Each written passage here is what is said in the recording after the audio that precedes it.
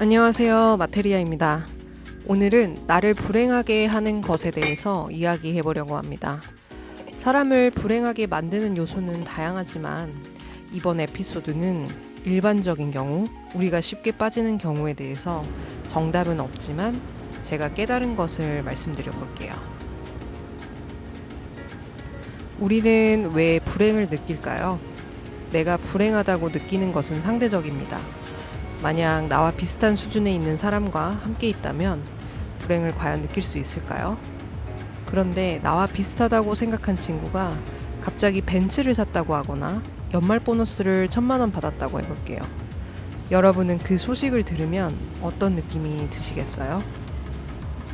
이 친구는 비슷한 살림에도 돈을 잘 모았구나. 저 친구는 회사에서 열심히 해서 성과를 냈고 그만한 보상도 잘 받았구나 하고 지나갈 수 있는 사람이 있는 반면, 겉으로는 축하해주면서도 속으로는 같은 수준인 사람인 것 같은데 얘가 왜 더 잘 나가는 것 같지?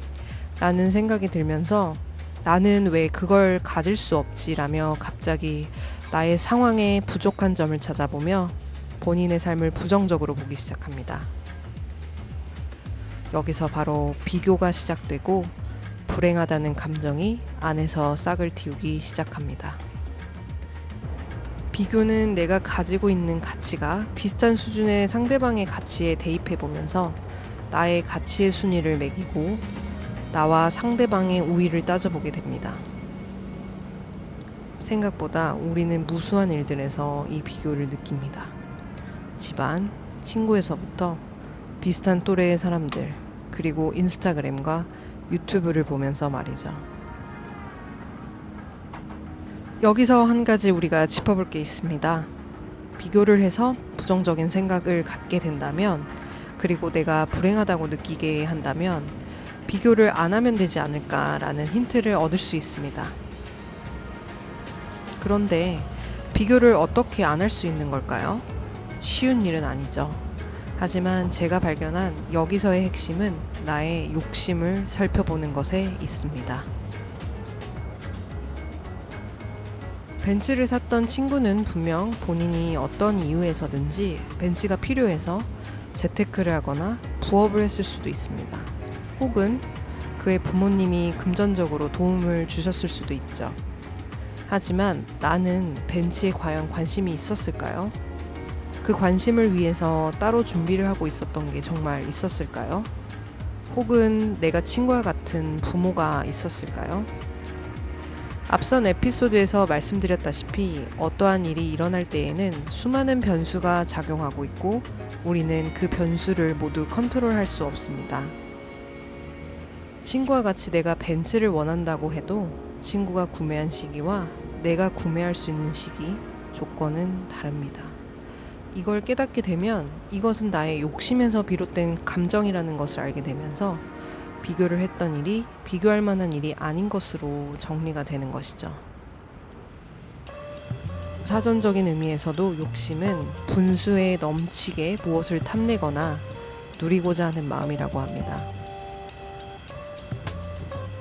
그러면 우리는 욕심을 버리고 어떻게 살아야 하는 걸까요? 욕심을 삶의 원동력으로 살았던 사람들은 더욱 힘든 일일 수 있죠. 저도 그랬던 사람 중 하나입니다.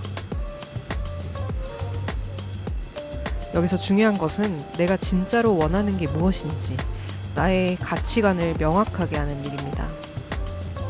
가치관은 물건, 행위, 위치 이런 게 아니라 어떤 행동을 했을 때 나 자신이 살아있음을 느끼게 하는 것인 것 같아요. 가치관은 삶에서 사랑을 베푸는 것이 될 수도 있고 다양한 경험을 하며 즐겁게 사는 것이 될 수도 있고 사람마다 다양합니다. 이 가치관을 명확히 하면 그것을 하기 위해서 내가 어떤 것들을 해야 할지가 쭉쭉 나오게 되는 거고요. 내가 진짜로 하고 싶은 것을 하고 그것을 원하지만 그리고 노력하지만 세상에 다양한 변수가 많고 내가 컨트롤할 수 있는 일이 생각보다 많지 않다는 것을 인지하는 것. 어제보다는 더 나아지는 나의 모습을 위해 비록 지금은 성과가 보이지 않더라도 그곳을 향해 간다는 마음을 갖고 본인의 하루를 충실히 보낸다면 충분히 여러분의 삶은 가치가 있다는 사실을 느낄 수 있고 불행하다는 감정은 대부분 사라집니다. 현재에 집중하고 나에게 집중하세요.